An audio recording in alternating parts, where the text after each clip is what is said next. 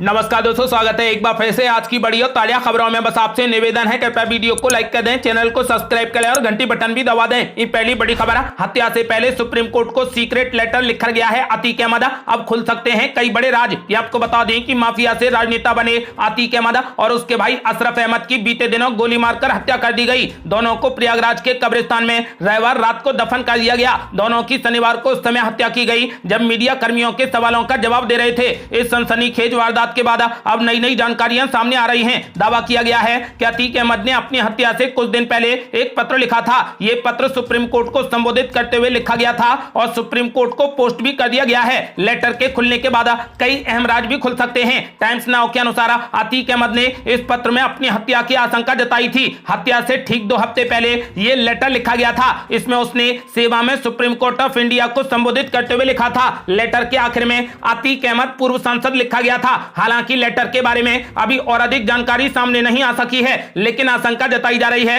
कि इसमें कई छिपे हुए राज हो सकते हैं। अतीक अहमद के वकील ने इस लेटर के बारे में कहा कि अतीक अहमद ने मुझसे कहा था कि उसे कुछ पुलिस अधिकारियों ने जेल में धमकी दी थी, उसे जान से मारने की धमकी दी गई। ये सब जानकारी उस लेटर में मौजूद है। आपको बता दें कि अब उस लेटर के खुलने के बाद कई अहम राज भी खुल सकते हैं। अगली बड़ी खबर, अतीक अहमद के साथ दफन नहीं हुए कई बड़े सवाल, पुलिस की कहानी पर क्यों नहीं हो रहा भरोसा। ये आपको बता दें कि माफिया अतीक अहमद और उसके भाई अशरफ की मीडिया कैमरों के सामने हत्या ने यूपी में सनसनी फैला दी है। कभी आतंक का पर्याय रहे अतीक अहमद की पुलिस हिरासत में जिस तरीके से हत्या हुई है वो अब तक किसी को हजम नहीं हो पा रही। भले ही अतीक अहमद दुर्दांत अपराधी था, लेकिन अदालत से इतर सजा मिलना सवाल भी खड़े कर रहा है। अब तक की जांच में पुलिस का कहना है कि हमलावरों ने डॉन बनने और नाम कमाने के मकसद से यह हमला किया था, लेकिन पुलिस की थ्योरी में जितने जवाब हैं उससे ज्यादा सवाल पैदा हो रहे हैं। अतीक अहमद के मेडिकल कराने से लेकर उनकी सुरक्षा तक ऐसे कई अहम सवाल हैं। आपको बता दें कि अतीक अहमद के मेडिकल को लेकर अहम सवाल यह भी है कि आखिर पुलिस उन्हें देर रात को क्यों लेकर गई। उन्हें दिन में भी ले जाया जा सकता था जब दिन में रोशनी होती है। सुरक्षा में तैनात पुलिसकर्मियों ने ब्लड प्रूफ जैकेट भी नहीं पहनी थी। ऐसे कैदी जिसकी सुरक्षा में खतरा हो और हमले का अंदेशा हो, उसे लाते या ले जाते वक्त ऐसा करना जरूरी था। यही नहीं, हमलावरों ने जब फायरिंग की तो पुलिस की ओर से कोई भी जवाबी एक्शन क्यों नहीं लिया गया। अंत में भी बिना कोई हथियार निकाले ही पुलिस ने उन हमलावरों को पकड़ा, जबकि मौके पर 3 दर्जन पुलिस वाले मौजूद थे। ऐसे हाई प्रोफाइल कैदियों की आवाजाही की सूचना आमतौर पर गुप्त रखी जाती है। फिर सवाल यह भी खड़ा होता है कि अतीक को मेडिकल के लिए ले जाने की जानकारी कैसे हमलावरों तक पहुंची। हमलावरों को गरीब परिवारों का बताया जा रहा है। सनी सिंह और अरुण तो बेहद गरीब परिवारों से हैं और कमाई का कोई भी जरिया भी नहीं है। ऐसे में इन लोगों के पास तुर्की में बनी लाखों रुपए की पिस्टल कैसे पहुंची, यह भी सवाल है। क्या इन्हें किसी गैंगस्टर के जरिए यह हथियार मुहैया कराए गए हैं? यदि ऐसा है तो मकसद सिर्फ नाम कमाना ही कैसे था। आपको बता दें कि कहा जा रहा है कि ये लोग मीडिया कर्मी बनकर अतीक अहमद को वॉच कर रहे थे, लेकिन खुफिया विभाग कैसे इन लोगों के बारे में 2 दिन में पता नहीं लगा सका, जबकि प्रयागराज के एक होटल में भी ये लोग ठहरे थे। हत्यारों का यह भी कहना है कि वे अपराध की दुनिया का बड़ा नाम बनना चाहते थे। ये बात भी सवाल उठाती है, यदि ऐसा ही था तो कत्ल के बाद इन लोगों ने सरेंडर क्यों कर दिया। इतनी बड़ी घटना को बिना प्लान के अंजाम क्यों दिया गया। ऐसा खतरनाक प्लान इन लड़कों के बस का नहीं हो सकता। इसीलिए यह भी एक अहम सवाल है कि पूरी साजिश के पीछे कौन है। अगली बड़ी खबर, अतीक अहमद और अशरफ को किसने मरवाया, इतनी रात को अचानक अस्पताल क्यों गए, हत्या से जुड़ी 4 थ्योरियों पर हो रही जांच। ये आपको बता दें कि अतीक अहमद और अशरफ की हत्या को लेकर सियासी उबाल जारी है। अलग अलग तरीके की प्रतिक्रियाएं मिल रही हैं। कोई हत्या को सही ठहरा रहा है तो कोई कानून व्यवस्था पर सवाल खड़े कर रहा है। इन सबके बीच सबसे बड़ा सवाल ये उठ रहा है कि आखिर दोनों को किसने मरवाया। इस पूरे कांड के पीछे किसका हाथ है। अचानक उन्हें अस्पताल ले जाने की जरूरत क्यों पड़ी। ऐसे ही तमाम सवालों को लेकर 4 थ्योरी बन रही है। पुलिस इन्हीं एंगल के इर्द गिर्द जांच कर रही है। पहली थ्योरी यह है कि राज खुलने के डर से किसी ने घटना को अंजाम तो नहीं दिलवाया। अतीक अहमद और अशरफ के पास में बड़ी संख्या में उद्योगपतियों, नेताओं और अफसरों के राज थे। रिपोर्ट्स के मुताबिक अतीक अहमद सरकारी गवाह बनने के लिए भी तैयार था। अगर ऐसा होता तो कई नेताओं, उद्योगपतियों और अफसरों की पोल खुल सकती थी। ऐसे में संभव है कि राज खुलने के डर से किसी ने अतीक अहमद और उसके भाई की हत्या करवा दी हो। ऐसा करके वो पूरा मामला ही खत्म करना चाहता था। दूसरी थ्योरी यह है कि अतीक अहमद ने कहीं खुद पर गोली तो नहीं चलवाई, क्योंकि गाड़ी से उतरते समय अतीक अहमद ने जिधर इशारा किया था गोली उधर से ही चली थी। अतीक अहमद और अशरफ की हत्या के बाद एक वीडियो तेजी से वायरल हुआ है। यह वीडियो दोनों की हत्या से चंद सेकंड पहले का है, जिसमें वो अस्पताल गाड़ी से पहुंचता है। गाड़ी से उतरते समय अतीक अहमद किसी को इशारा करता है। ऐसा लग रहा है कि वो किसी को खुद के पास में बुला रहा है। गाड़ी पर ही खड़े होकर करीब 2 से 3 सेकंड तक वो दूसरी तरफ देखता है। इसके बाद गर्दन हिलाता है। ऐसा लग रहा है कि अतीक अहमद किसी को अपनी तरफ आने के लिए बोल रहा है। इसके कुछ सेकंड के बाद ही दोनों की हत्या हो जाती है। हमलावर भी उसी साइड से आता है जिधर अतीक अहमद ने इशारा किया था। यह वीडियो भी सोशल मीडिया पर तेजी से वायरल हो रहा है। आपको बता दें कि ऐसे में सवाल उठता है कि कहीं अतीक अहमद और अशरफ ने खुद पर गोली तो नहीं चलवाई है। अगर ऐसा होता तो आखिर अतीक अहमद की मंशा क्या थी? इसकी साजिश कब और कैसे रची गई? कौन कौन लोग हैं जो इसमें शामिल हैं? क्या ऐसा करके अतीक अहमद पूरे मसले को सांप्रदायिक रंग देना चाहता था? आखिर हत्या के बाद हमलावरों ने जय श्री राम का नारा क्यों लगाया? क्या अतीक अहमद खुद पर हमला करवाकर अपने परिवार के लिए लोगों की सहानुभूति हासिल करना चाहता था? रिटायर्ड आईपीएस महेंद्र सिंह ने कहा कि इस आशंका से इनकार नहीं किया जा सकता कि अतीक अहमद और अशरफ ने खुद पर गोली चलवाई हो। महेंद्र ने आगे कहा कि उमेश पाल की हत्या के बाद अतीक अहमद और अशरफ पर पुलिस की कार्रवाई काफी तेज हो गई थी। दोनों के परिवार पर भी शिकंजा कसता जा रहा था। ऐसे में संभव है कि अतीक अहमद ने अपने बेटे असद के एनकाउंटर के बाद अपने पूरे परिवार और अन्य लोगों को बचाने के लिए ऐसा करवाया हो। महेंद्र कहते हैं कि अतीक के इशारे वाले वीडियो को देखने के बाद इस पर शक बढ़ गया है। पुलिस भी इस एंगल पर जांच कर रही है। आपको बता दें कि तीसरी थ्योरी यह है कि किसी ने संपत्ति के लिए तो उसकी हत्या नहीं करवा दी। आपको बता दें कि अतीक अहमद अशरफ ने अपने कई करीबियों के नाम बेनामी संपत्ति करवा रखी है। पैसों का हिसाब किताब भी दूसरों के पास ही रहता था। ऐसे में हो सकता है कि अतीक अहमद और उसके भाई ने जिन लोगों के नाम अपनी संपत्ति करवाई हो उन्हें इस बात का डर सताने लगा हो कि उनकी पोल खुल सकती है, वो भी जेल जा सकते हैं। ऐसे में ये भी संभव है कि अतीक अहमद के किसी करीबी ने ही दोनों की हत्या करवा दी हो। यूपी कैडर के आईपीएस रहे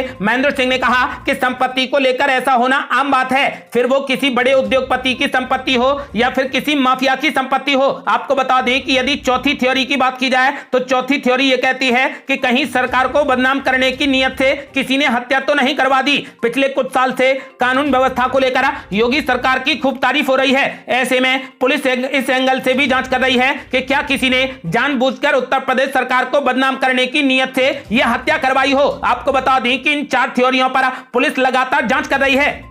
अगली बड़ी खबर, अतीक अहमद के बेटे अली ने जेल से ही दे डाली बड़ी धमकी, कहा तीनों शूटरों को छोड़ूंगा नहीं। ये आपको बता दें कि अतीक अहमद और अशरफ की पुलिस कस्टडी में हत्या किए जाने के बाद अब नैनी जेल में बंद अतीक अहमद का बेटा अली बौखला गया है। छोटे भाई असद के एनकाउंटर के बाद, पिता और चाचा की हत्या के बाद उसने तीनों शूटरों को छोड़ूंगा नहीं ये कहते हुए हिसाब चुकता करने की धमकी दी है। इसके साथ ही उसके जेल में घायल होने की भी खबरें थी, लेकिन जेल प्रशासन ने इसका खंडन करते हुए अली के पूर्ण स्वस्थ होने की जानकारी दी। सुरक्षा के लिहाज से तीनों आरोपियों को नैनी जेल से प्रतापगढ़ जेल में शिफ्ट किया गया है। जानकारी के मुताबिक पिता अतीक अहमद की हत्या की जानकारी मिलने के बाद से ही अली बौखलाया हुआ है। सोमवार को नैनी जेल में अली अहमद की बौखलाहट की खबरें आती रहीं। उसके दीवार में सिर मार लेने की भी खबरें थी, लेकिन जेल प्रशासन ने इसे अफवाह करार दिया और अली के पूरे तरीके से स्वस्थ होने की पुष्टि की। अली नैनी जेल में है। अतीक अहमद और अशरफ की हत्या करने वाले तीनों आरोपियों की सुरक्षा को देखते हुए सनी, लवलेश और अरुण को नैनी जेल से प्रतापगढ़ जेल शिफ्ट कर दिया गया है। आपको बता दें कि अतीक अहमद के बेटे अली ने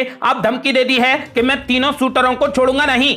अगली बड़ी खबर, अतीक अहमद और अशरफ हत्याकांड के 3 हमलावर तो किए गिरफ्तार। यूपी पुलिस अभी 2 संदिग्धों की कर रही तलाश। ये आपको बता दें कि अतीक अहमद और उसके भाई अशरफ की हत्या के मामले में 3 हमलावरों की गिरफ्तारी हो चुकी है। न्यूज एजेंसी एनआई की रिपोर्ट के मुताबिक उत्तर प्रदेश पुलिस को इस हत्याकांड को लेकर 2 अन्य लोगों की तलाश है। सूत्रों ने बताया कि अतीक अहमद की हत्या करने वाले हमलावरों की मदद करने को लेकर पुलिस 2 संदिग्धों की तलाश कर रही है। इस मामले में अब तक 4 लोगों को हिरासत में लिया गया है और उनसे पूछताछ की जा रही है। 2 संदिग्धों को पकड़ने को लेकर पुलिस 5 जगहों पर छापेमारी कर रही है। पुलिस ने दावा किया है कि 2 लोगों ने तीनों आरोपियों की मदद की है। इसमें हथियारों की व्यवस्था करना और प्रयागराज में उनके रुकने का इंतजाम करना भी शामिल हो सकता है। अगली बड़ी खबर, ममता बनर्जी ने मोदी सरकार पर बोला जोरदार हमला, कहा बंगाल में चॉकलेट बम मिल जाए तो भी आ जाती है एनआईए, यूपी में क्यों नहीं हो रही जांच। ये आपको बता दें कि माफिया अतीक अहमद और उसके भाई अशरफ की पुलिस हिरासत में हत्या को लेकर ममता बनर्जी ने तीखा हमला बोला है। ममता बनर्जी ने कहा कि उत्तर प्रदेश में जंगल राज जैसे हालात हैं, इसके बाद भी केंद्र सरकार चुप है।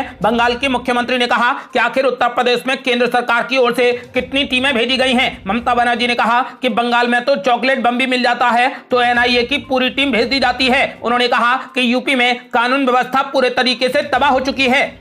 अगली बड़ी खबर अतीक हत्याकांड की सीबीआई जांच की गई मांग। पूर्व आईपीएस अमिताभ ठाकुर भी पहुंचे सुप्रीम कोर्ट। कहा पुलिस कस्टडी में मर्डर गंभीर मामला। ये आपको बता दें कि माफिया अतीक अहमद और उसके भाई अशरफ की हत्या के मामले में सुप्रीम कोर्ट में एक और अर्जी दायर कर दी गई है। अधिकार सेना के राष्ट्रीय अध्यक्ष और पूर्व आईपीएस अफसर अमिताभ ठाकुर ने सुप्रीम कोर्ट में लेटर पिटीशन दाखिल करके इस पूरे मामले की सुप्रीम कोर्ट या फिर हाई कोर्ट की निगरानी में सीबीआई जांच कराने की मांग की है। अपनी याचिका में अमिताभ ठाकुर ने कहा कि भले ही अतीक अहमद और उसके भाई अपराधी हों, मगर जिस तरीके से उनकी हत्या हुई है उससे इस घटना के राज्य पोषित होने की पर्याप्त संभावना दिखती है। अमिताभ ठाकुर ने कहा कि साथ ही जिस तरीके की इस हत्याकांड की पृष्ठभूमि है उससे भी इस घटना के राज्य पोषित होने की संभावना बढ़ जाती है। इस हत्या के बाद जिस प्रकार से उत्तर प्रदेश पुलिस ने इस मामले को ढीला करने का प्रयास किया है और मामले में कोई भी ठोस कार्रवाई नहीं की है, उससे भी इस मामले में उच्च स्तरीय षड्यंत्र की संभावना दिखती है। अमिताभ ठाकुर ने कहा कि भले ही कोई व्यक्ति अपराधी क्यों ना हो, लेकिन किसी भी शख्स की पुलिस अभिरक्षा में राज्य द्वारा षड्यंत्र करके हत्या कर दिया जाना किसी भी सभ्य समाज में स्वीकार्य नहीं है।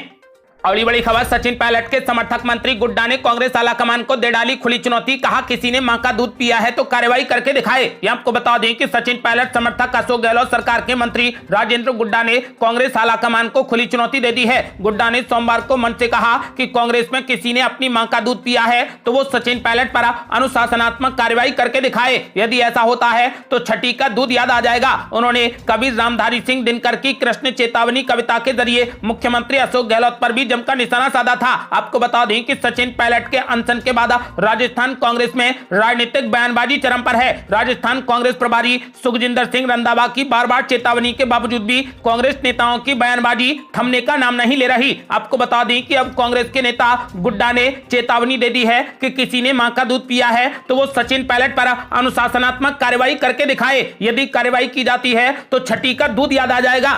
अगली बड़ी खबर ममता बनर्जी ने गृह मंत्री अमित शाह से मांगा इस्तीफा। कहा अमित शाह ने बंगाल सरकार को गिराने की रची साजिश। ये आपको बता दें कि पश्चिम बंगाल के मुख्यमंत्री ममता बनर्जी ने केंद्रीय गृह मंत्री अमित शाह पर जमकर हमला बोला। मुख्यमंत्री ने अमित शाह के उस बयान की आलोचना की जिसमें उन्होंने कहा था कि अगर भाजपा अगले साल लोकसभा चुनाव में 35 सीटें जीतती है तो टीएमसी सरकार 2025 से आगे टिक नहीं पाएगी। ममता बनर्जी ने 14 अप्रैल को एक रैली के दौरान की गई टिप्पणियों को लेकर अमित शाह के इस्तीफे की भी मांग की। मुख्यमंत्री ने कहा कि शुक्रवार को अमित शाह ने रैली को संबोधित किया, यह ठीक है, लेकिन देश के केंद्रीय गृह मंत्री किसी राज्य की लोकतांत्रिक रूप से चुनी हुई सरकार को गिराने की बात कैसे कर सकते हैं? क्या देश का संविधान बदला जा रहा है? ममता बनर्जी ने कहा कि वो कभी भी इस तरीके की टिप्पणी नहीं कर सकते कि अगर भाजपा 35 लोकसभा सीटें जीतती है तो राज्य सरकार अपना कार्यकाल पूरा नहीं करेगी। तृणमूल कांग्रेस की प्रमुख ममता बनर्जी ने दावा किया कि अमित शाह की टिप्पणी साबित करती है कि राज्य सरकार को गिराने की साजिश रची जा रही है। उन्होंने कहा कि गृह मंत्री को गुंडे की तरह नहीं बोलना चाहिए। आपको बता दें कि इसको लेकर ममता बनर्जी ने गृह मंत्री अमित शाह से इस्तीफे की मांग की। अगली बड़ी खबर 2024 के लोकसभा चुनाव से पहले आक्रामक हो गए वरुण गांधी। मंत्री और नेताओं पर जमकर बोला हमला। ये आपको बता दें कि क्या 2024 के लोकसभा चुनाव से पहले वरुण गांधी कांग्रेस पार्टी या किसी अन्य दल में भी शामिल हो सकते हैं। वरुण गांधी ने कहा कि वो उन नेताओं की तरफ नहीं है जो चुनाव के समय बड़े बड़े वादे करते हैं और बाद में मुड़कर नहीं देखते। मैं हिंदू हूं लेकिन वोट के लिए टोपी लगाकर दूसरे धर्म स्थल पर जाऊं, ऐसा नहीं है। उन्होंने ये भी कहा कि जिस तरीके से एक समाज को डराया जा रहा है वो भी पूरे तरीके से गलत है। अगली बड़ी खबर अतीक अहमद की हत्या करने वाले तीनों आरोपियों का सम्मान करेगी हिंदू महासभा। कहा जैसे भगवान राम ने राक्षसों का अंत किया वैसे ही आतंक का अंत हुआ। ये आपको बता दें कि अतीक अहमद और उसके भाई के हत्यारोपियों के समर्थन में अब हिंदू महासभा आ गई है। हिंदू संगठन ने अतीक अहमद की हत्या को बद करार दिया। हिंदू महासभा ने इसके साथ ही कहा कि कानूनी प्रक्रिया पूरी करने के बाद जब तीनों आरोपी बाहर आएंगे तो वो उनका सम्मान करेगी। हिंदू महासभा ने अतीक अहमद और अशरफ के हत्यारोपियों की तुलना भगवान राम और भगवान श्री कृष्ण तक से डाली है। हिंदू महासभा के मध्य प्रदेश अध्यक्ष अंकित भटनागर ने अतीक अहमद के हत्यारोपियों को लेकर सनसनीखेज बयान दिया है। अंकित ने स्तब्ध करने वाले हत्याकांड पर अपनी प्रतिक्रिया देते हुए कहा कि अतीक अहमद और उसके भाई अशरफ की हत्या नहीं की गई बल्कि यह बद है। अंकित भटनागर ने कहा कि यह हत्या नहीं बद है। जिस तरीके से हमारे श्री रामचंद्र जी ने रामायण और भगवान श्री कृष्ण ने महाभारत में राक्षसों का वध किया उसी तरीके से इन तीन युवकों द्वारा आतंक का अंत किया गया है। इसीलिए अखिल भारत हिंदू महासभा विधानसभा कानूनी प्रक्रिया और कानूनी सजा पूरी करने के बाद बाहर आने पर इन तीनों युवाओं का सम्मान करेगी। हिंदू महासभा के प्रदेश अध्यक्ष अंकित भटनागर ने कहा कि तीनों युवाओं की बातों को जन जन तक पहुंचाया जाएगा कि किस तरीके से एक समान परिवार से आने वाले युवाओं ने आतंक रूपी अतिक्रमण का अंत कर दिया। इससे लोगों तक ये बात पहुंचेगी कि कहीं ना कहीं उन्हें भी आतंक के खिलाफ खड़ा होना चाहिए। अंकित भटनागर ने साथ ही ये भी कहा कि कानून की नजर में अतिक्रमण और अशरफ की हत्या गलत है, लेकिन कहीं ना कहीं उन युवाओं की भावनाएं आहत हुई होंगी, जिसके कारण उन्होंने ये कदम उठाया है।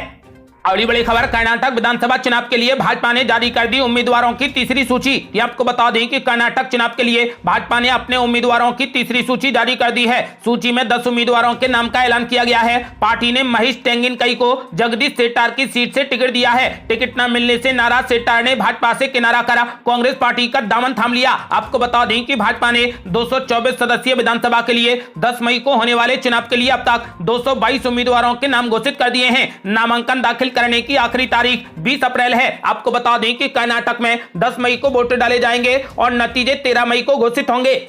अगली बड़ी खबर, कर्नाटक में दिखेगा पीएम नरेंद्र मोदी और मुख्यमंत्री योगी आदित्यनाथ का मैजिक। 4 मई को कार्यकर्ताओं का जोश बढ़ाने पहुंचेंगे दोनों नेता। ये आपको बता दें कि बीजेपी के सूत्रों से खबर आ रही है कि 4 मई को पीएम मोदी कर्नाटक के उडुपी जा सकते हैं। पीएम मोदी इस दौरान भारतीय जनता पार्टी के कार्यकर्ताओं के एक सम्मेलन में भाग लेकर उनका जोश बढ़ाएंगे। बताया जा रहा है कि पीएम नरेंद्र मोदी के साथ में उत्तर प्रदेश के मुख्यमंत्री योगी आदित्यनाथ के भी आने की उम्मीद है। रिपोर्ट के मुताबिक पीएम मोदी के दौरे को लेकर शहर में एक बड़ा कार्यक्रम आयोजित किया जाएगा। कर्नाटक के तटीय जिले उडुपी का प्रधानमंत्री का दौरा चुनाव से पहले महत्व रखता है। उडुपी चिकमंगलुरु लोकसभा सीट में 8 विधानसभा सीटें हैं, 4 उडुपी में और 5 चिकमंगलुरु में। 2018 के विधानसभा चुनाव में बीजेपी ने 8 में से 7 सीटों पर जीत हासिल की थी। पीएम नरेंद्र मोदी के चुनाव से पहले कम से कम 15 से 20 रैलियों को संबोधित करने की उम्मीद है। बीजेपी के एक नेता ने एएनआई को बताया कि हम उम्मीद कर रहे हैं कि पीएम मोदी 10 मई के मतदान से पहले कर्नाटक में 15 से 20 रैलियां करेंगे। आपको बता दें कि ऐसा माना जा रहा है कि 4 मई को पीएम मोदी और मुख्यमंत्री योगी आदित्यनाथ कर्नाटक का दौरा करेंगे।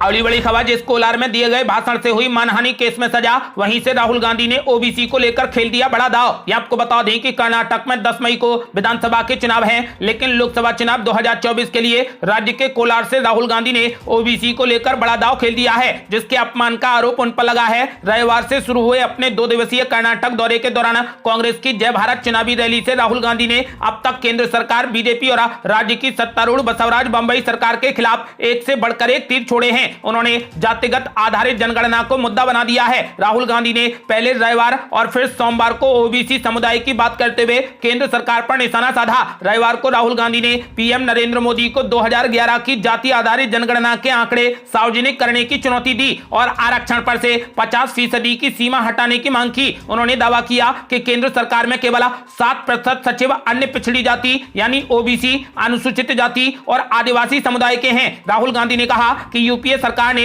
2011 में जाति आधारित जनगणना की थी, इसमें सभी जातियों के आंकड़े हैं। प्रधानमंत्री जी, आप ओबीसी की बात करते हैं, उस डेटा को सार्वजनिक करें, देश को बताएं कि देश में कितने ओबीसी, अनुसूचित जाति और आदिवासी हैं। राहुल गांधी ने कहा कि अगर सभी को देश के विकास का हिस्सा बनना है तो प्रत्येक समुदाय की आबादी का पता लगाना जरूरी है। इसी के साथ उन्होंने कहा कि अगर आप ऐसा नहीं करते तो ये ओबीसी का अपमान होगा। अगली बड़ी खबर है, एनसीपी नेता अजीत पवार जल्द ही बीजेपी में हो सकते हैं शामिल। अब शरद पवार ने भी मान ली पार्टी में टूट की बात। ये आपको बता दें कि संजय राउत ने जानकारी दी है कि शरद पवार ने यह साफ कर दिया है कि वो भारतीय जनता पार्टी के साथ में नहीं जाएंगे। बैठक को लेकर राज्यसभा सांसद ने कहा कि उन्होंने कहा कि सीबीआई, ईडी, आर्थिक अपराध शाखा और पुलिस की मदद से जिस तरीके से शिवसेना टूटी, उसी तरीके का दबाव एनसीपी को तोड़ने के लिए भी किया जा रहा है। धमकियां दी जा रही हैं, लेकिन पार्टी भाजपा के साथ नहीं जाएगी। दबाव में कुछ लोग पार्टी छोड़ सकते हैं, ये उनका निजी फैसला होगा। आपको बता दें कि शरद पवार ने यह कहते हुए अजीत पवार के बीजेपी में जाने की पुष्टि कर दी है। ऐसा माना जा रहा है कि अजीत पवार जल्द ही भाजपा में शामिल होंगे, क्योंकि उन्होंने एनसीपी के सभी कार्यक्रम रद्द कर दिए हैं। ऐसा माना जा रहा है कि अजीत पवार जल्द ही बीजेपी में शामिल होंगे, लेकिन अभी तक इसका कोई भी खुलासा नहीं किया गया है। ये थी अब तक की बेहद बड़ी खबरें। आपका क्या मानना है? क्या कांग्रेस पार्टी कर्नाटक में पूर्ण बहुमत से जीत पाएगी? अपनी राय हमें वीडियो लाइक कर कमेंट बॉक्स में जरूर दें। ऐसी ही ताजा और न्यू अपडेट जानने के लिए हमारे चैनल को लाल बटन दबाकर सब्सक्राइब करें और घंटी बटन भी दबा दें। जल्दी मिलते हैं बड़ी अपडेट के साथ, तब तक के लिए जय हिंद, जय भारत।